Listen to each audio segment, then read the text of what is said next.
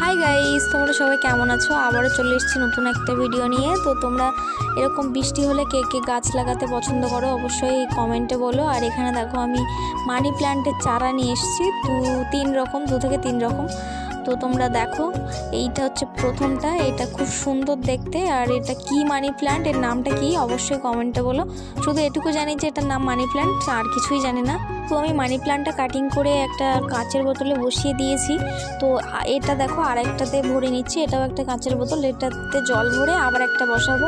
আর এই যে আরেক ধরনের, দুটো সেম দেখতে কিন্তু পাতার মানে ধরনটা শুধু আলাদা। তো তোমরা যদি এই মানি প্ল্যান্টটার নাম জেনে থাকো অবশ্যই কমেন্টে বলো। এটা মানি প্ল্যান্টই হয়তো বলে, আর কি নাম আছে আলাদা আমি জানি না। তো তোমরা যদি কেউ জেনে থাকো অবশ্যই কমেন্টে বলো। এই যে দেখো খুব সুন্দর দুটো দেখতে, এর পাতার ডিজাইন দুটো শুধু আলাদা, কিন্তু একই রকম নামটাই মানি প্ল্যান্ট বলে অনেকে। আর এখানে একটা, এই গাছটার নাম আমি জানি না, এটাও নিয়ে এসেছি। আর তোমরা যদি কেউ এই গাছটার নাম জেনে থাকো অবশ্যই কমেন্টে বলো, কারণ এই গাছটার নাম আমার জানা নেই। তো তোমরা দেখতেই পাচ্ছ খুব সুন্দর করে, ভাবছিলাম যেটা লাভ আকৃতির বসাবো কিন্তু হলো না, যেহেতু জায়গাটা খুব ছোট তাই গোল করেই বসিয়ে নিয়েছি। তো তোমরা দেখতেই পাচ্ছ।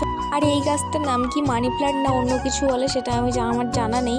তো তোমরা যদি কেউ জেনে থাকো তাহলে অবশ্যই কমেন্টে বলো এই গাছটার নাম কি। এটাও নিয়ে এসেছি।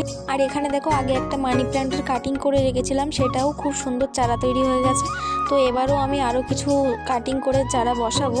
তো তার জন্য এরকম একটা ভাঙা কাপ নিয়ে নিয়েছি। আর এখানে দেখো জলও ভরে নিচ্ছি। আর এই যে দেখো কাটিংগুলো থেকে খুব সুন্দর চারা তৈরি হবে, আগেও হয়েছে আর এবারও হবে আশা করছি। আর তোমরা যদি কেউ দেখতে চাও যে চারাগুলো কেমন হলো তো অবশ্যই কমেন্ট করো, আমি আবারও একটা ভিডিও নিয়ে আসবো তোমাদের জন্য, যে কেমন কি চারা হলো সেটা দেখাবো অবশ্যই। তারপর এখানে কিছু পাথর দিয়ে দিচ্ছিলাম, কারণ গাছগুলো পড়ে যাচ্ছিলো বারবার, তাই আগেও দিয়ে রেখেছিলাম, এটাতেও দিয়ে দিয়েছি।